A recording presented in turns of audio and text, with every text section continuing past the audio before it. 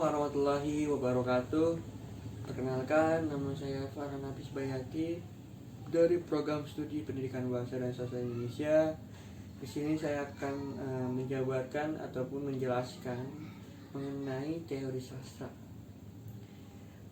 Pada umumnya, teori sastra adalah suatu ilmu yang mengkaji aturan-aturan ataupun hukum-hukum dalam sastra itu sendiri.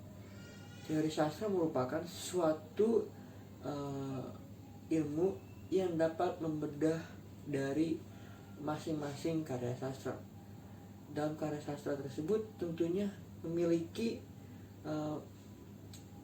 ilmu yang dinamakan ilmu teori sastra, di mana setiap teori sastra pasti mempunyai bidang-bidang ilmu pengetahuannya dalam mengupas sastra yang ada di masyarakat.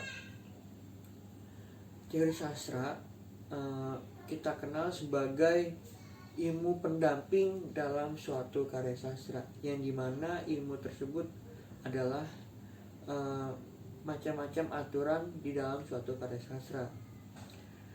Dalam sebuah karya sastra tentunya memiliki aturan dalam penulisannya, meskipun dalam bahasa sastra tidak mempunyai definisi, yang artinya karya sastra mempunyai definisi yang universal, yang artinya mempunyai arti yang luas. Karya sastra erat kaitannya dengan ilmu yang kita dapat ketahui adalah ilmu dalam mengkaji suatu karya tersebut.